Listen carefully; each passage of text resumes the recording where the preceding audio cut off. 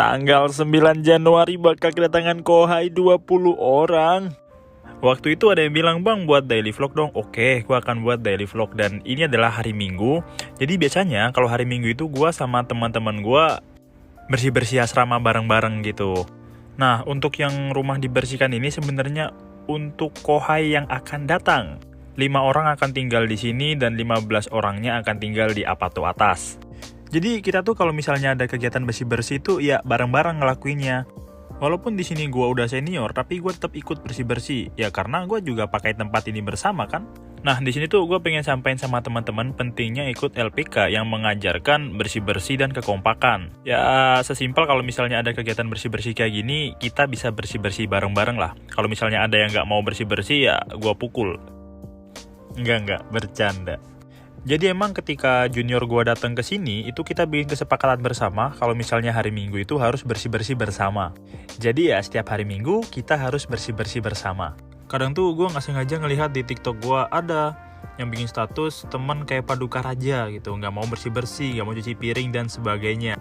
Tanpa merendahkan siapapun, tapi emang ngerubah kebiasaan itu sulit. Kemungkinan ketika di pelatihan waktu di Indonesia itu tidak diajarkan kekompakan bersama. Karena emang ada beberapa dari temen gue yang cerita ke gue, ya di LPK-nya itu cuman pokoknya lu bayar, terus lu belajar nggak belajar terserah lu, pokoknya lu lulus mensetsu, berangkat. Itu emang ada yang kayak begitu. Dan alhasil ketika udah sampai di Jepang, ya orang-orangnya ini kayak semau-maunya sendiri gitulah. Mau gua kesana, mau gua kesini, mau gua bersih-bersih, mau gua nggak bersih-bersih, ya suka-suka gua lah. Iya, pokoknya yang kayak gitu-gitu lah ya, paham lah.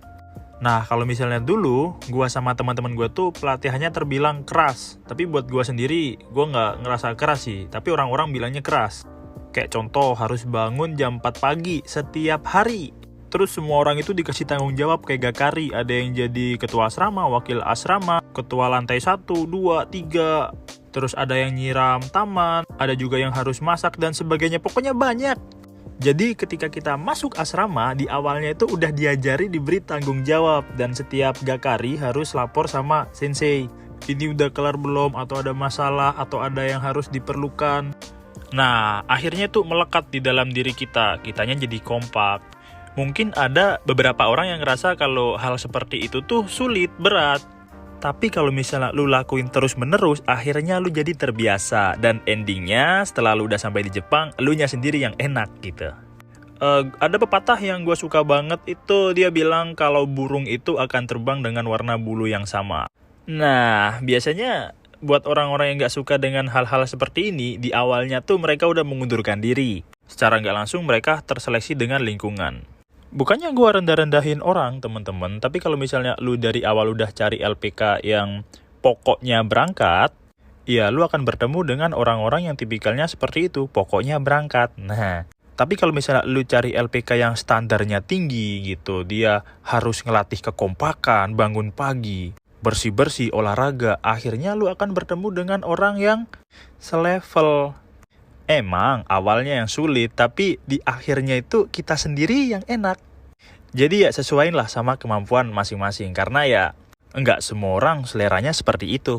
Jadi buat 20 kohai yang akan datang tanggal 9, Apatonya udah siap. Jadi hati-hati di jalan, kita semua udah nunggu kalian. Udah deh, kalau gitu, jamete korete arigato. Mata nih.